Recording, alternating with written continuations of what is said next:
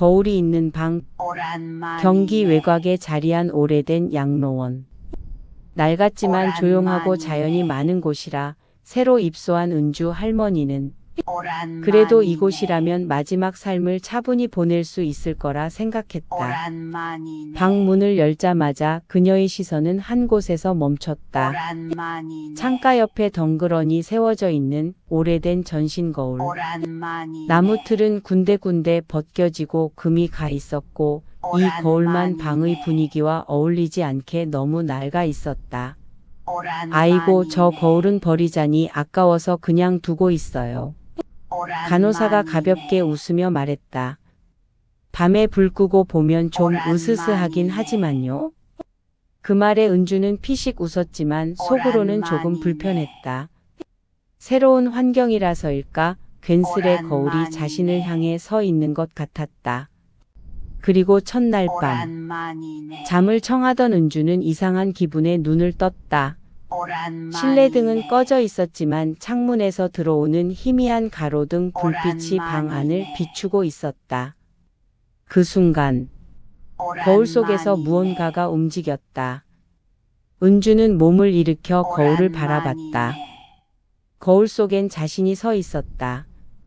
하지만 거울 속 은주가 0.5초 늦게 웃고 있었다. 은주는 숨이 멎을 만큼 놀라 이불을 움켜쥐었다.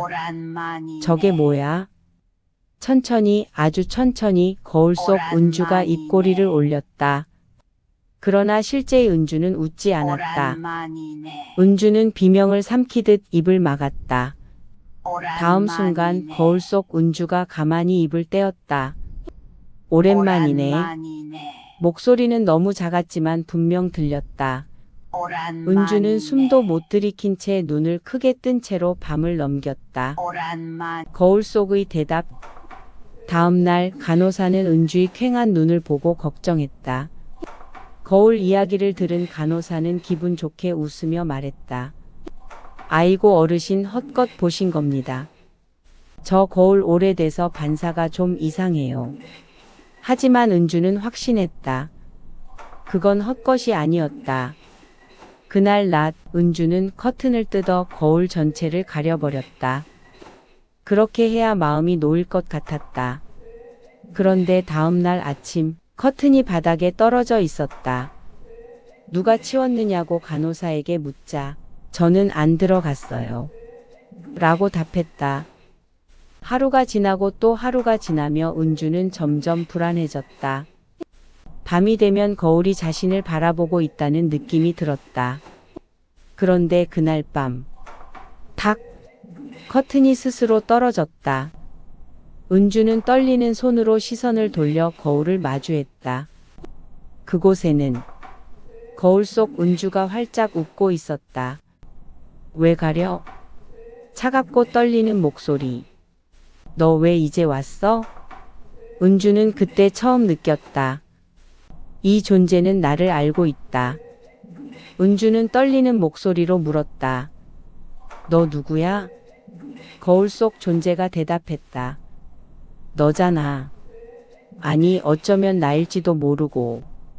그리고 그 존재가 은주의 과거를 하나씩 말하기 시작했다. 그 누구에게도 말하지 않은 상처, 죄책감, 후회들. 이상했다. 그건 오직 은주 자신만 알고 있는 것들이었다. 마지막에 거울 속 존재는 이렇게 말했다. 은주 선생님 아직도 그 아이를 기억 못해? 잊고 싶은 학생. 은주는 잠 못 이루며 과거를 떠올렸다. 정말 잊고 싶었던 그러나 잊히지 않았던 한 학생. 성우. 중학교 시절 담임을 맡았을 때 유독 말이 없고 몸에 멍이 자주 있던 아이. 은주는 그 아이가 학대를 당하고 있다는 걸 어느 정도 알고 있었다. 하지만 바쁘다는 이유로 그리고 괜히 개입했다가 더 위험한 일이 생길까 두려워. 그냥 눈을 돌렸다. 선생님 저 좀 도와주세요. 그 아이가 울면서 했던 말이 아직도 귓가에 맴돌았다. 그날 밤 은주는 거울을 보지 않으려 노력했지만 거울 속에서 낯익은 이름이 들렸다. 성우 기억나? 은주는 몸을 굳혔다. 그 아이 너랑 제일 친했던 아이 아니야? 거울 속 존재의 목소리가 더 선명해졌다. 잠시 뒤 거울이 검게 변하더니 어둠 속에서 소년의 형체가 나타났다. 볼이 움푹 파이고 눈이 심하게 퀭한 은주가 기억하던 바로 그 모습. 성우였다. 하지만 그는 아무 말도 하지 않았다. 단지 거울 너머에서 도와줘라는 표정을 짓고 있었다. 그리고 사라졌다. 은주는 공포보다 더 큰 죄책감에 무너졌다. 내가 내게 뭘 했던 거니? 거울이 보여준 밤. 그날 밤 거울은 더 적극적으로 변했다. 거울 표면이 물결처럼 흔들리더니 은주가 살던 과거의 집 내부가 나타났다. 그리고 그 안에서 그 시절 성우가 울고 있었다. 선생님 오기 전까지 버틸게요. 그 장면은 너무 생생했다. 그날 저녁 성우가 갑자기 양호실로 뛰어와 도움을 청했던 바로 그 순간이었다. 그러나 은주는 그날 성우의 말을 제대로 듣지 못했다. 아니 외면했다. 괜히 휘말리고 싶지 않아.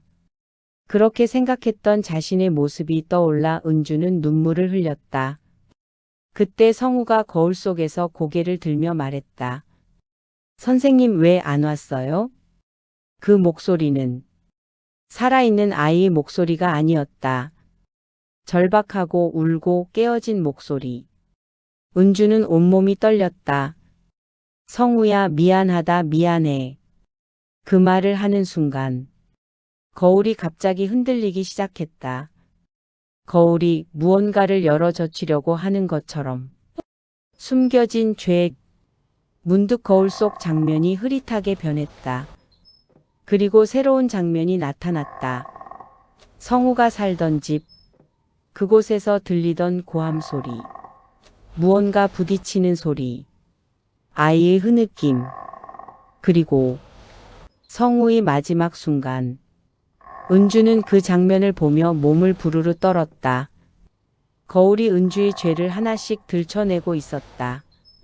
넌 나를 2번 버렸어. 거울 속 성우가 말했다. 도움을 청했을 때 1번.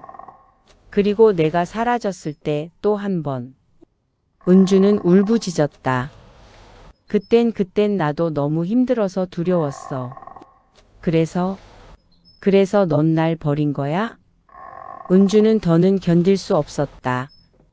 거울을 부숴야 한다고 생각했다. 망치를 들고 있는 힘껏 내리쳤다. 쾅. 그러나 망치는 거울을 통과해 허공으로 빠져 들어갔다. 거울은 깨지지도 않았고 단 한 줄의 금조차 생기지 않았다. 거울 속 존재가 비웃으며 속삭였다.